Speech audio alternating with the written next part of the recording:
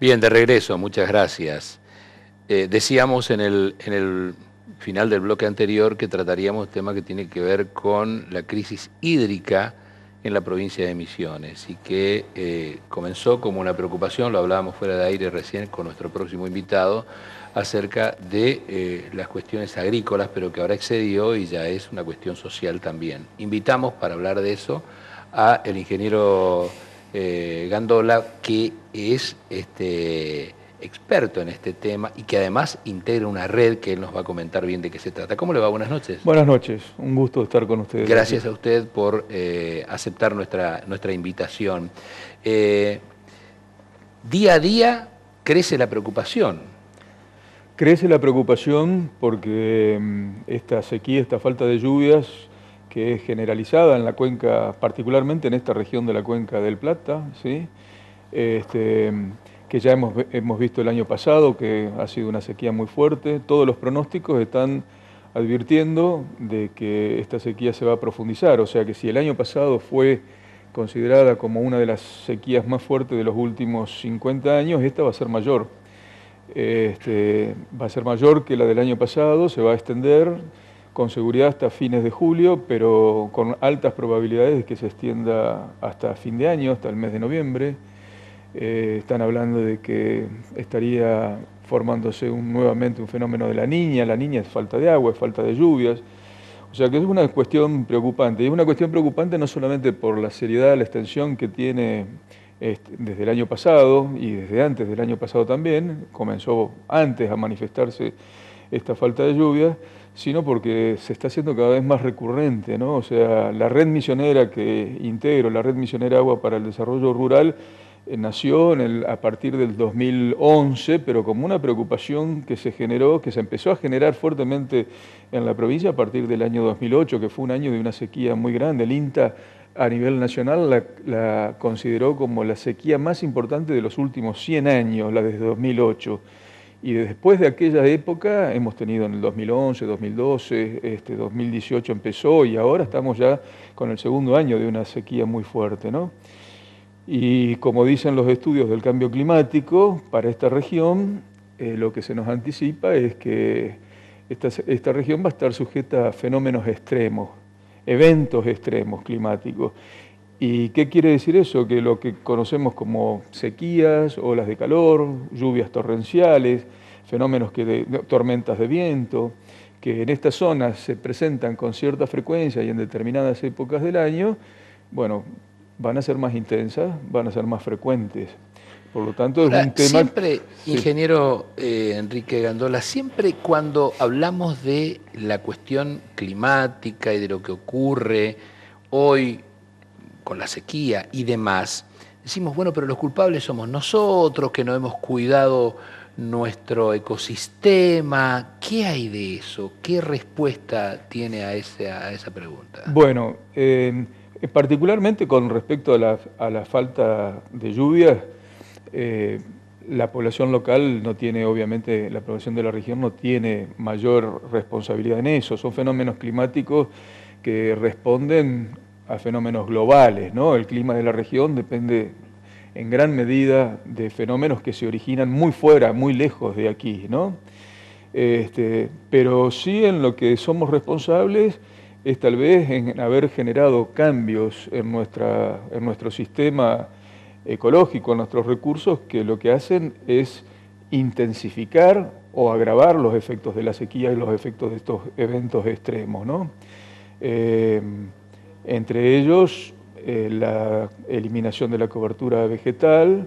A ver, Misiones tiene una estructura geológica muy desfavorable en general en su territorio, muy desfavorable para el almacenamiento de agua, porque tenemos basalto, ¿no?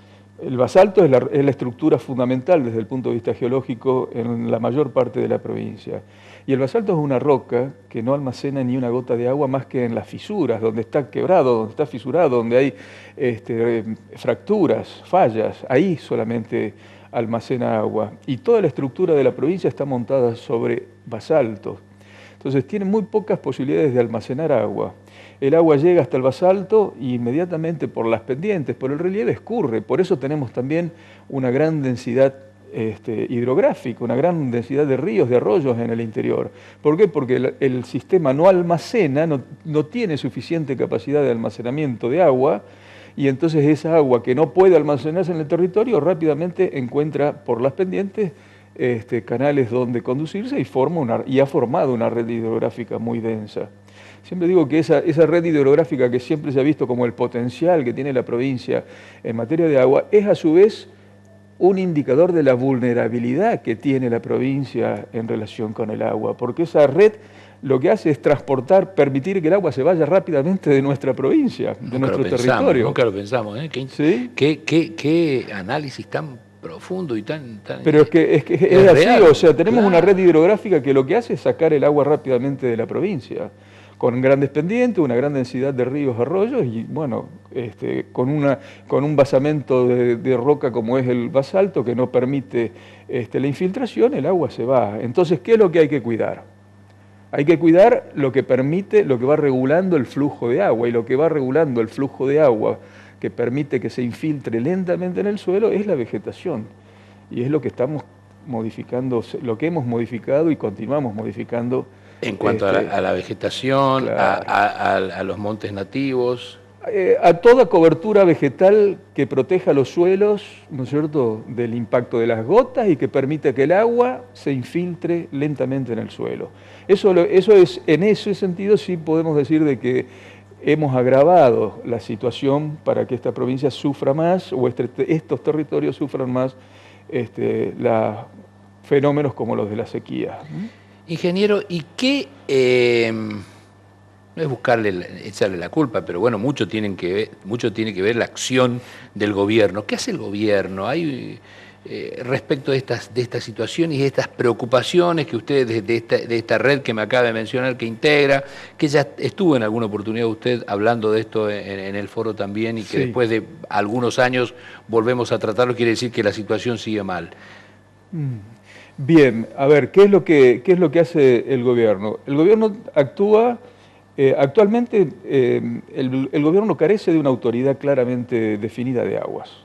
Desde la red lo venimos señalando, la necesidad de que se jerarquice políticamente, administrativamente la gestión del agua. La gestión del agua hoy es un raviolcito muy chiquito dentro del Ministerio de Ecología, y además compartida con el Instituto Misionero de Agua y Saneamiento, por lo cual ha habido en algunas épocas ciertas competencias pisadas por no querer pisarse políticamente. Entonces ha habido, a mi juicio, una falta de políticas en materia de agua.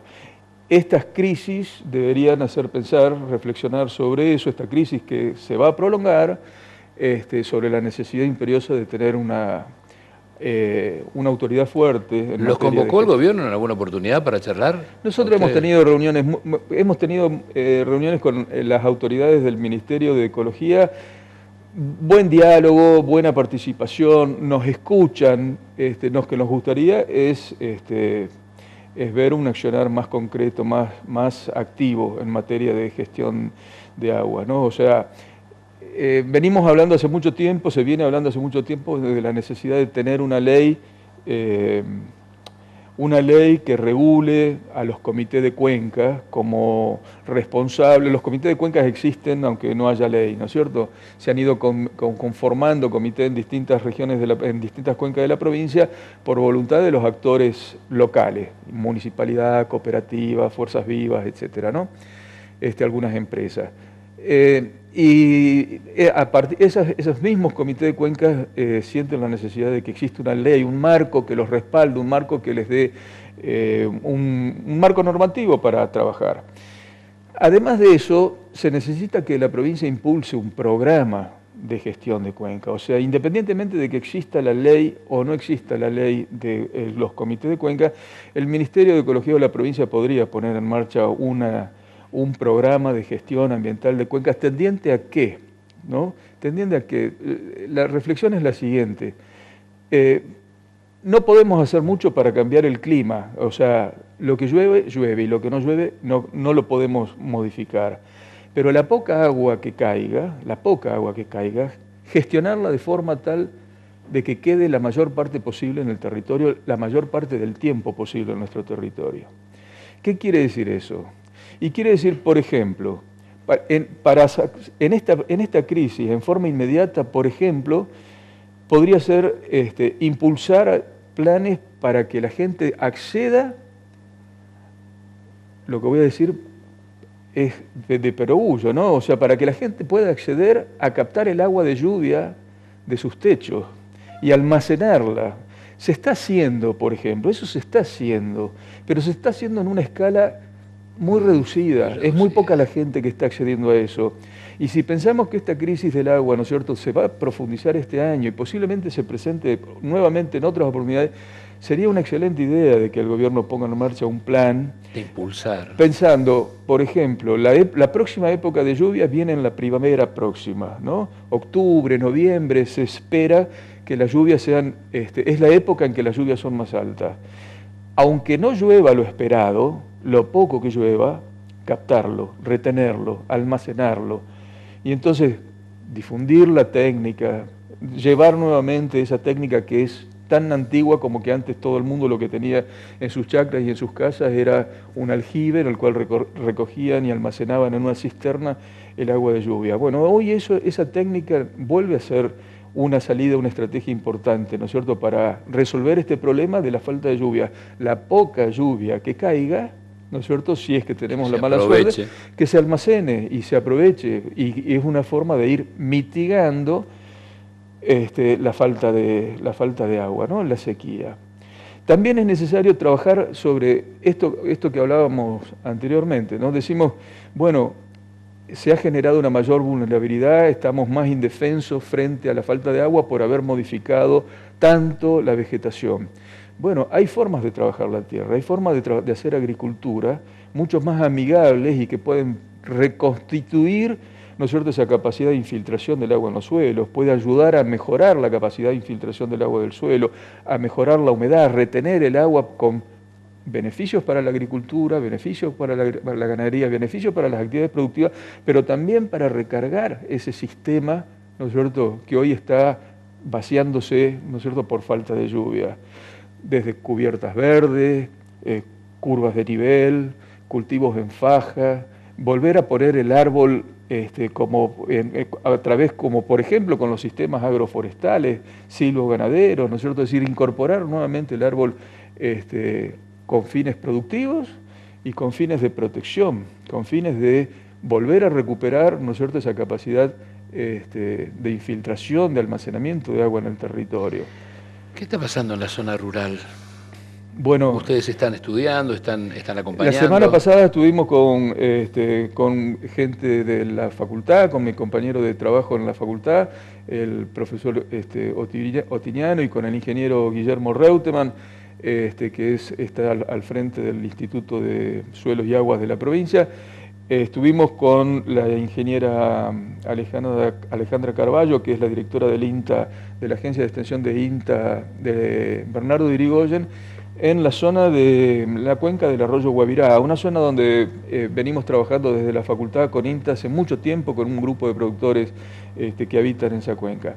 Y la situación es, digamos, lamentable. Más que preocupante. Sí, es muy preocupante, porque es una zona donde esto que yo comentaba recientemente, de que el basalto está muy a flor de piel, muy en superficie, allí es 10 centímetros de suelo y viene la roca. Entonces la capacidad de almacenamiento allí es prácticamente nula. Y las vertientes, un hilito de agua que, bueno, da pena, la verdad que da pena, porque es una zona donde el agua se está volviendo un factor muy importante. ¿Y cómo podemos enfrentar esta coyuntura?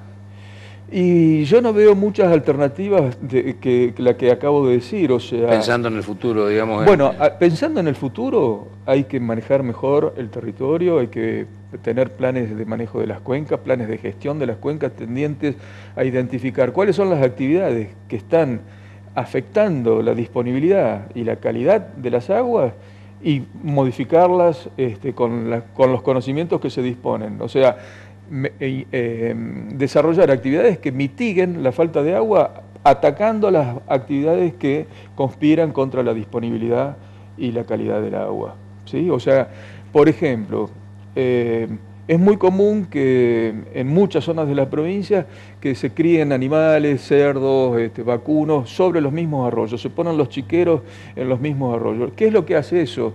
Eso hace que la gente al arroyo no lo considere como una fuente posible de utilizar. ¿Por qué? Porque sabe que el que está en la chacra de aguas arriba hace ese uso del agua, con el ganado, con los cerdos, con cualquier animal.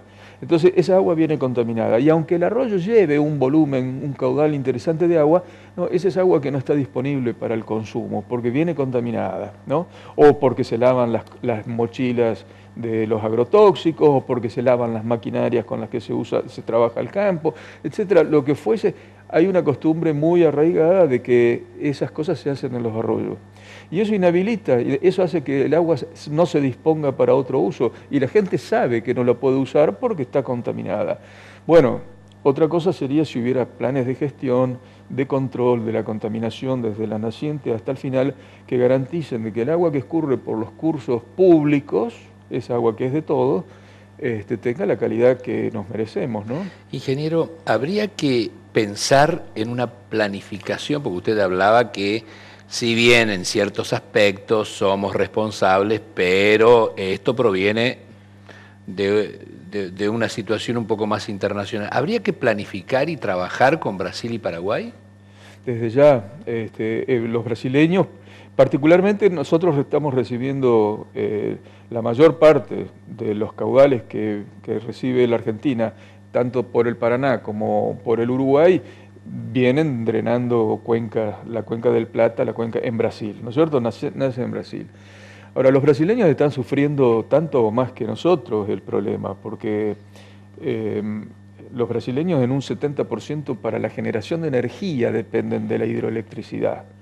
Un 70% de la producción energética de Brasil depende de las represas. Entonces, el hecho de hoy tener las represas con un 30%, perdón, con el embalse a un 30% de su capacidad, los tiene a los brasileños muy preocupados. Y ahí metimos el dedo en la llaga. Sí. Las represas, Misiones, lo que se pensó, lo que se piensa. Bueno, pero a ver, déjeme Sí. que les dé cuál es la idea de qué es lo que está pasando en Brasil, porque Sí. tiene que ver con esto de la negociación posible que podría o debería, o a lo mejor lo está haciendo, uno lo ignora, ¿no? Tener la Cancillería con Brasil. Porque leyendo noticias dudo, de qué pero es bueno. lo que sucede en Brasil, están tan preocupados que el organismo nacional que gestiona el sistema energético en Brasil, hace una semana, 10 días, anticipó que frente a esta situación de crecida, lo anticipaba para llamar la atención a nivel nacional, ¿no? Dentro de su propio país, frente a esta situación de emergencia, iban a pedir se flexibilice el manejo de las represas para poder acumular más agua en las represas y garantizar el abastecimiento de energía a Brasil. ¿Qué significa flexibilizar el manejo hidrológico de las represas? Y que van a retener más agua en las represas y van a alargar esa agua solamente para generar energía. Y ellos mismos advertían, en esos artículos que eran públicos, no eran secretos, advertían que eso iba a tener consecuencias económicas para los que usaran el agua aguas abajo, para el sector del turismo, por ejemplo, y que iban a tener consecuencias ambientales porque los caudales que iban a erogar de esas represas, de su sistema de represas, iban a ser menores que los que estaban pautados por normas ambientales. Bueno, yo digo, dentro de eso, Argentina debería abrir los ojos y decir, también a nosotros nos va a perjudicar esa regulación de los caudales en las represas. Sí. Entonces, a ver, hace muchos años, ¿no es cierto?, cuando la Cuenca del Plata era un organismo muy activo, en los años 70, se llegaron a acuerdos con Brasil sobre el uso de un recurso compartido como es el recurso hídrico. Y se fijaron normas, se fijaron pautas de manejo de los recursos que hablaban de que los países tienen el derecho a hacer uso del recurso en la medida de que no causaran un perjuicio sensible al que está aguas abajo. Bueno, esos son tratados internacionales que siguen estando vigentes. Es cuestión, me parece que es cuestión de retomar eso, como se negoció hace un año atrás para que se garantizara el caudal del Iguazú para abastecer de agua a Puerto Iguazú, me parece que valdría la pena que se sienten, ¿no es cierto?, a pensar, porque esto no va a ser solamente de este año, ¿no? Lo que nos están diciendo es que esto va a ser más frecuente y más intenso y más grave, bueno, a llegar a acuerdos de cómo manejar el recurso de forma tal de que cada uno lo use en la medida de las necesidades sin causar perjuicios sensibles al que está aguas abajo. Mencionó recién Puerto Iguazú. Está seguramente muy al tanto de lo que está ocurriendo en la cuestión hídrica de esa importante ciudad turística del país. ¿Se puede eso repetir en otras ciudades? Y a ver, Puerto Iguazú el río Iguazú es un río que tiene un régimen muy variable, ¿no? El río sube de nivel y baja de nivel muchos metros, es muy variable. Y por supuesto, en estos momentos está con niveles mínimos, yo creo que están del orden de los 300 metros cúbicos por segundo, que es un 20% de lo que debería ser, ¿no? En épocas normales. Un 20% de lo que debería 1.500 metros, 1.300 metros cúbicos, 1.400 metros cúbicos podría ser un caudal normal, y hoy está con 300 metros cúbicos por segundo. Pero también el río Uruguay, el año pasado, por ejemplo, el río Uruguay se cruzaba caminando, ¿no es cierto? Y entonces todas las localidades que tienen tomas sobre el río Uruguay también están sujetas al problema que significa la falta de agua en la cuenca del Uruguay. ¿Y por qué no sufre eso Paraná, por ejemplo, ahora? Tiene una cuenca mucho más importante, tiene una cuenca mucho más... Y una cuenca que, a ver, ahora la cuenca del Iguazú está recibiendo lluvias, en estos últimos días está recibiendo lluvias en la alta cuenca, ya en la cercanía del océano ha recibido más lluvias que el resto de la cuenca. Entonces es posible de que eso tenga alguna mejoría en el río Iguazú. No sé si alcanzará y durante cuánto tiempo, porque también son lluvias un poco más copiosas, pero hay que reponer la humedad que falta, hay que reponer la cuenca, para que el agua llegue al curso, la cuenca se tiene que empapar, ¿no es cierto?, absorber y empezar a drenar esos caudales al arroyo, ¿no es cierto?, al río. Entonces tienen que llover bastante más de lo que está lloviendo para que se normalice el aporte de agua a los cursos de agua, ¿no? ¿Por qué está sucediendo esto? La cuenca es una cuenca enorme, la del río Paraná. No recuerdo ahora los millones, pero son más de 1.200.000 kilómetros cuadrados. Es una cuenca enorme, ¿sí? Y entonces los aportes, aunque sea cada arroyito, un hilito de agua, el caudal que se conforma, hoy creo que por el río Paraná, por el río Paraná está entrando a la Argentina del orden de 5.000 metros cúbicos por segundo, cuando en el Iguazú están entrando 300 metros cúbicos por segundo. ¿Sí? Entonces ahí nos da una idea de la... Y ya originalmente es mucho menos el caudal del Iguazú, evidentemente. Sí. Claro. Normal, el caudal medio para la sección Posadas Encarnación en el río Paraná es del orden de los 12.000 metros cúbicos por segundo. ¿Sí? O sea que con el río Iguazú hay una diferencia abismal. Sí, claro que sí. Y bueno, tendrán que sentarse, bueno, en realidad todas las partes interesadas somos todos. Absolutamente. Pero habrá que comenzar a pensar más seriamente de lo que se está pensando en esta cuestión. Sí. Y particularmente yo digo, o sea, si bien la necesidad de gestionar las cuencas es una necesidad que debería extenderse a todas las cuencas de la provincia, porque es el territorio, hasta por cuestiones ambientales, por cuestiones ecológicas, es necesario empezar a manejar mejor el territorio. Habría que priorizar, sería muy bueno priorizar la gestión de las cuencas que abastecen de agua a localidades, ¿no? O sea, nada pensando de que en el corto plazo vamos a obtener resultados, ¿no? La gestión de las cuencas, los resultados se van a ver a medida que se vaya avanzando lentamente en el mejoramiento de las condiciones. Quiere decir que nos dejamos estar bastante, ¿eh? Mucho, claro que sí. Pero yo digo, se podría empezar priorizando la gestión de las cuencas que abastecen de agua a localidades y buscando soluciones para aquellas localidades que tienen que se nutren de arroyos que tienen escasa cuenca de captación, porque, por ejemplo, un problema serio de muchas localidades es que están sobre las divisorias de aguas, ¿no? Por ejemplo, todas las localidades que están sobre la Ruta 12 toman el agua de arroyos que tienen muy poca superficie de captación porque apenas han nacido allí, ¿no? Entonces la cuenca no tiene suficiente desarrollo hasta los lugares de donde se capta el agua. Esas localidades son las que están sufriendo y las que van a sufrir más la falta de agua. Ya la están sufriendo. Bernardo de Irigoyen no tiene de dónde captar agua. Subterráneamente está sobre 1.200, 1.300 metros de basaltos, ¿sí? Y los arroyos en la cercanía están todos casi secos. San Pedro, San Vicente, Aristóbulo del Valle, Oberá, Cerro Azul, todas las localidades que están sobre las divisorias de agua están sufriendo y lo más probable es que van a sufrir aún más el problema de la sequía. Se va a agravar aún más el problema de la sequía. Tiempos duros se vienen al respecto, evidentemente. Sí, y hay que duros. prestar especial atención y hay que comenzar a trabajar, manos a la obra. A planificar, y entre las cosas que hay que planificar es decir, bueno, a ver cómo se puede planificar un sistema de reservorios que capten la poca agua que caiga, que capten, que la reserven, que la infiltren, que sirva para la infiltración, que sirva para el almacenamiento, ese almacenamiento sirva para el abastecimiento de agua a las localidades, a la población, al riego, que el agua quede en el territorio la mayor parte del tiempo posible. Ingeniero, como siempre, muchas gracias. No, gracias a ustedes. Importante el aporte que hace, ojalá vayamos aprendiendo y ojalá aquellos que tienen que tomar determinaciones escuchen, se interioricen y comiencen a tomar determinaciones, porque Iguazú no va a ser una cuestión única, evidentemente. No, la verdad que no. La verdad que no, ya no es única, porque si uno va a Bernardo de Irigoyen, también se encuentra casi con la misma situación. Y a todos estos pueblos están pasándola muy mal, muy mal.